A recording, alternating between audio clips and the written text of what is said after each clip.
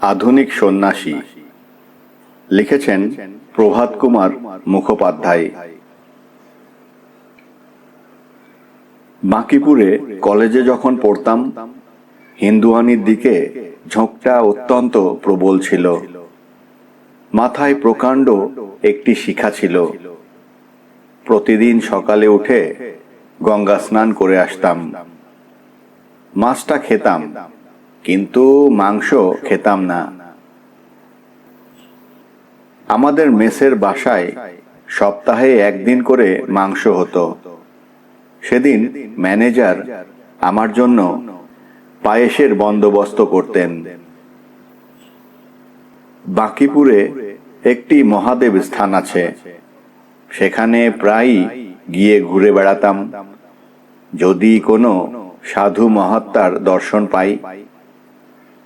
সাধুর দর্শন মোটেই দুর্লভ ছিল না, কিন্তু সাধু মহাত্মার দর্শন কখনো ঘটেনি। অধিকাংশ সাধুই নিরক্ষর, শাস্ত্রজ্ঞান আদৌ নেই বললেই হয়। কেবল কতিপয় বাঁধা বুলি মুখস্থ আছে, আর গঞ্জিকা ভস্য করতে নিতান্তই সুনিপুণ। তবু তাদের কাছে গিয়ে বসে থাকতাম, ধর্মতত্ত্ব বিষয়ে প্রশ্ন উত্থাপন করতাম। আমি তখন বিএ ক্লাসে পড়ি। পরীক্ষার আর 5 দিন মাত্র দেরি আছে। একজন এসে সংবাদ দিল, গঙ্গা তীরে একজন যথার্থ সাধু এসে উপস্থিত হয়েছেন।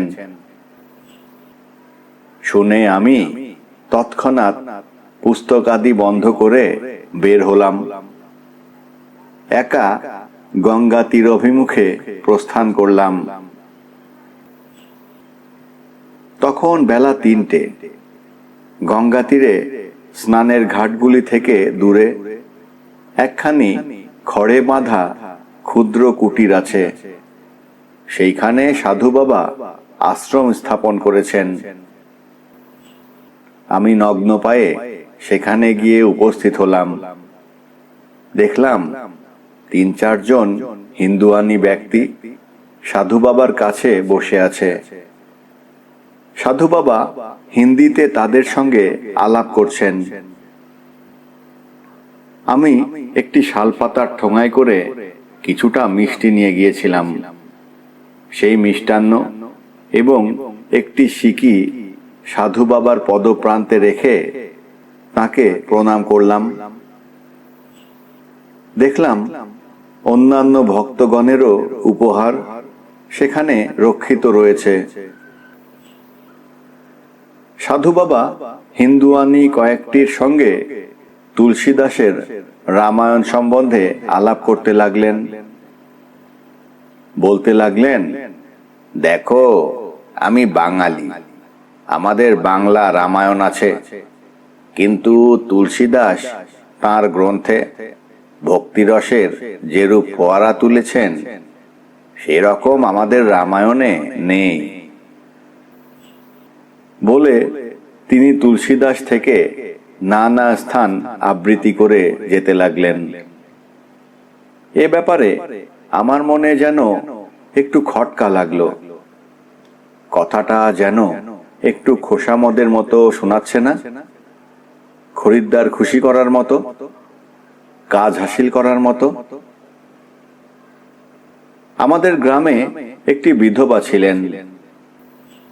চিঠি লেখাবার প্রয়োজন হলে আমার কাছে এসে বলতেন, আহা, রাজুর হাতের লেখাগুলি যেন মুক্তোর মতো, একখানি চিঠি লিখে দেবে বাবাধন। হিন্দুয়ানিরা প্রণাম করে চলে গেল। তখন সাধু বাবা প্রণামীর পয়সাগুলি জড়ো করে গুনে দেখলেন। সিকি, দুয়ানি ও পয়সা অনেকগুলি হয়েছিল। গুনে বাবাজির মুখ উৎফুল্ল হয়ে উঠল। আমি তখন মনে মনে ভাবছি, ইনিও একটি ভণ্ড সাধু। আমার সময় ও অর্থব্যয় বৃথা হয়েছে। কিন্তু পরক্ষণেই সাধু বাবা যে কথা বললেন তাতে আমার পূর্বভাব তৎক্ষণাৎ তিরোহিত হল এবং মন ভক্তিতে পূর্ণ হয়ে উঠল। সাধু বাবা বললেন, আজ প্রণামীতে প্রায় 1 টাকা পেয়েছি। এই টাকাটি দুর্ভিক্ষ ভাণ্ডারে যাবে। এতে 16 জন লোকের এক বেলার আহার সম্পন্ন হবে। আমি অনেক সাধুর সঙ্গে বেরিয়েছি, কোনো সাধুর মুখে তো কখনো দুর্ভিক্ষ ভাণ্ডার বা ক্ষুধার্ত ব্যক্তির প্রতি মমতার কথা শুনিনি। জিজ্ঞাসা করলাম, আপনি প্রণামীতে যা পান সবই কি ওই প্রকারে সদ্ব্যবহার করেন? সমস্ত, একটি কপর্দকও আমি রাখি না। তিনি আমার দেওয়া ও অন্য কয়েকটি মিষ্টান্নের ঠোঙা দেখিয়ে বললেন, এই দেখো, আমার কি ক্ষুধায় মরবার উপায় আছে? আমি বললাম, আপনি সন্ন্যাসী মানুষ, নানা স্থানে পাহাড়ে জঙ্গলে ঘুরে বেড়ান। এমন তো অনেক দিন হতেই পারে যে ভক্তের উপহার এসে পৌঁছল না, সেদিন কি করেন? সাধু বাবা বললেন, একটু ভুল করেছ। এটা ভক্তের উপহার না, ভগবানেরই উপহার। আমার কাজ আমি করে যাই, তার কাজ তিনি করেন। মনে হলো লোকটি ভক্তির উপযুক্ত বটে। কিছুক্ষণ পরে তিনি জিজ্ঞাসা করলেন, তোমার নাম কি? রাজীবলোচন ঘোষাল। আমার অন্যান্য পরিচয়ও তিনি জিজ্ঞাসা করলেন। সবকিছুই বললাম। সব শুনে তিনি বললেন, তোমার পরীক্ষার আর 5 দিন মাত্র বিলম্ব আছে, আর তুমি পাঠে অবহেলা করে ঘুরে বেড়াচ্ছ। আমি বললাম, অর্থকরী বিদ্যায় আমার চিন্তা নেই। সাধু মহাত্মাগণের সঙ্গই আমার পক্ষে আনন্দপ্রদ। সাধু বাবা কিছুক্ষণ নীরব থেকে বললেন, দেখো, পথ অনেক আছে। যে যে পথ অবলম্বন করেছে তার পক্ষে সেই পথ ধরে চলাই কর্তব্য।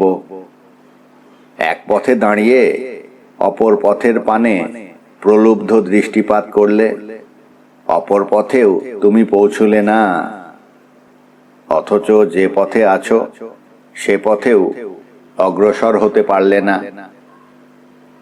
যে পথে থাকো আশেপাশে তাকাবে না, সামনে সোজা তাকাবে। এই জন্যেই তো ঘোড়ার চোখে 2টো ঠুলি বেঁধে দেয়। ঘোড়া কেবল সামনের পথেই দেখতে পায়, সামনে ছুটে চলে। এখন হলে এই যুক্তির মধ্যে ছিদ্র ধরতে পারতাম, কিন্তু তখন তা শুনে মোহিত হয়ে গেলাম। মনে হলো, হ্যাঁ, এইবার একটি প্রকৃত সাধুর দর্শন পেয়েছি বটে। তার কাছে ধর্মোপদেশ শ্রবণ করতে আমার একান্ত আকাঙ্ক্ষা দেখে তিনি বললেন, আগে আরাধ্য কার্য সমাপ্ত করো, পরীক্ষা হয়ে যাক, তারপর আমার কাছে এসো।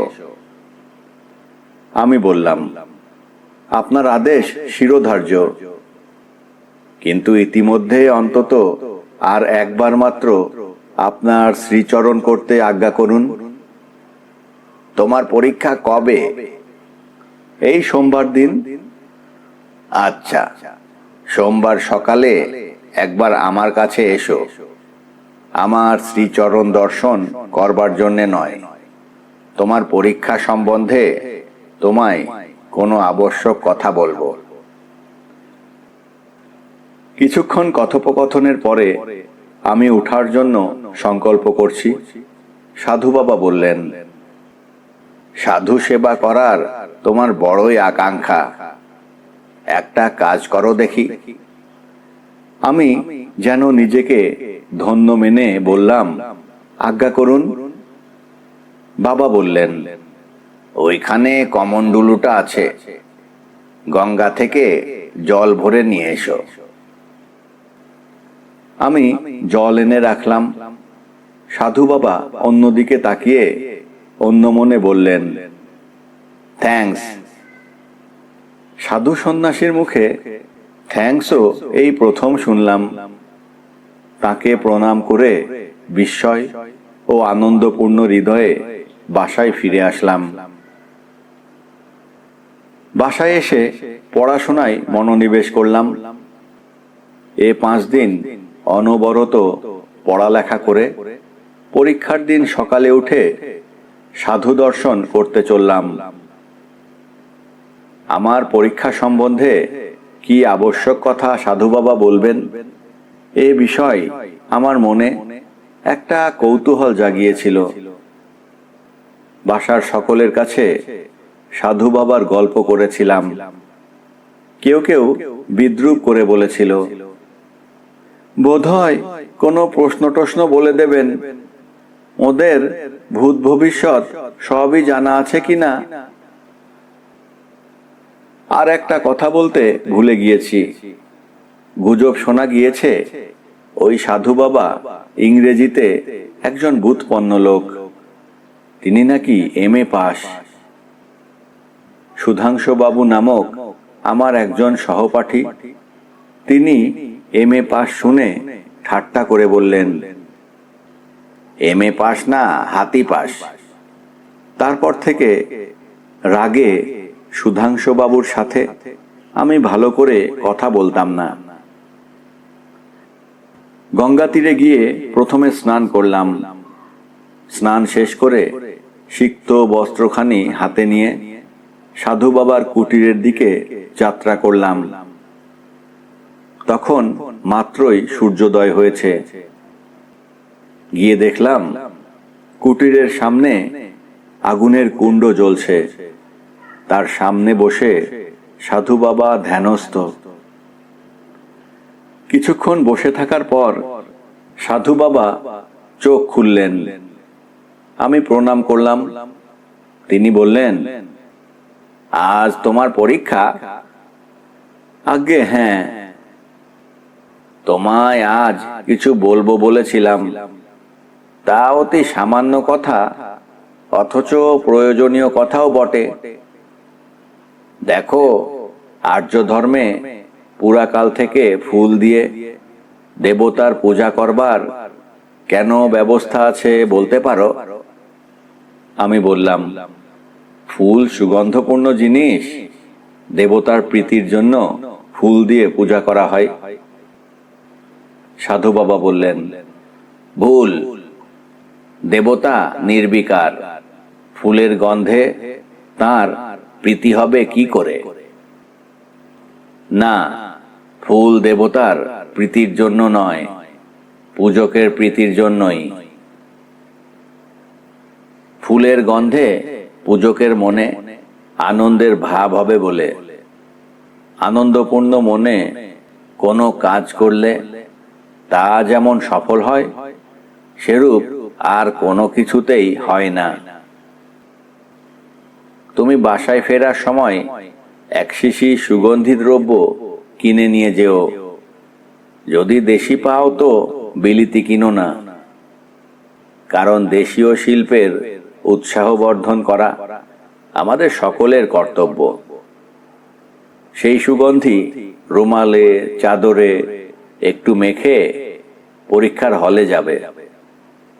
মন ভালো থাকলে ভালো লিখতে পারবে। আরো 2-4টি কথার পর জিজ্ঞাসা করলেন, তোমাদের শেক্সপিয়ারের কি কি নাটক পাঠ্য আছে? আমি বললাম, হ্যামলেট, জুলিয়াস সিজার আর টেম্পেস্ট। সাধু বাবা বললেন, আহা, হ্যামলেট! তার তুল্য পুস্তক আর কোনো ভাষায় পাঠ করিনি। বলে, to be or not to be, that is the question থেকে আরম্ভ করে সুন্দর রূপে আবৃত্তি করলেন। সাধু বাবা যে MA পাস এ সম্বন্ধে তখন আমার আর অনুমাত্রও সন্দেহ রইল না। বাসায় ফিরলে অনেকে আমাকে জিজ্ঞেস করলো, কি হে বাবাজি, কি বললেন? আমি সব কথাই খুলে বললাম। শুনে দু একজন বলল, দেখো, লোকটা এমএ পাস হোক না হোক বুজরুক নয়। কেউ কেউ বলল, লোকটার উপর ভক্তি হচ্ছে, পরীক্ষাটা হয়ে যাক, একদিন দেখতে যেতে হবে। আমি মনে মনে অত্যন্ত গর্ব অনুভব করতে লাগলাম। ভেবে রাখলাম, পরীক্ষাটা হয়ে যাক, এদেরকে একবার নিয়ে দেখিয়ে আনব সাধু বাবা কি রকম অসাধারণ ব্যক্তি। ইংরেজি সাহিত্য সম্বন্ধে কথা তুলে সকলকে, বিশেষত সুধাংশুকে দেখাবো সাধু বাবা কি রকম সুপণ্ডিত ব্যক্তি। পরীক্ষা হয়ে গেল। সেদিন সন্ধ্যাবেলাই বাসার কয়েকজনকে নিয়ে সাধু দর্শনে চললাম। গর্বে আমার বুক ফুলে উঠেছিল। এই সাধু বাবা যেন বিশেষ করে আমারই সম্পত্তি। দেখুক সকলে, দেখে বিস্ময়ে আপ্লুত হোক। যারা গৈরিক বসনে জটা ধারণ করে ভস্য মেখে বেড়ায়, তারা যে সকলেই হামবাগ নয় তা দেখুক তারা। মাঠের ভেতর দিয়ে গঙ্গা তীরে যেতে হয়। বিজয়ী বীরের মতো সগর্ব পদক্ষেপ করে আগে আগে যেতে লাগলাম।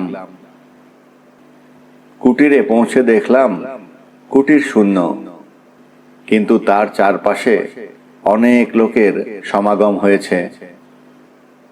সাধু বাবা কোথায় জিজ্ঞেস করায় কতিপয় লোক বলল, সাধু বাবা, এই কতক্ষণ হলো সাধু বাবাকে পুলিশে ধরে নিয়ে গেল। তিনি কলকাতার বেঙ্গল ব্যাংকে জাল চেক ভাঙিয়ে 20,000 টাকা নিয়ে সটকে পড়েছিলেন। ওয়ারেন্ট বের হয়েছিল। এই কতক্ষণ হলো ডিটেকটিভ পুলিশ এসে তাকে গ্রেপ্তার করে নিয়ে গেল। আমি বজ্রাহতের ন্যায় দাঁড়িয়ে রইলাম। সুধাংশু আমার পানে ফিক ফিক করে হাসতে লাগলো। হাতে বন্দুক থাকলে আমি তাকে গুলি করে ফেলতে পারতাম।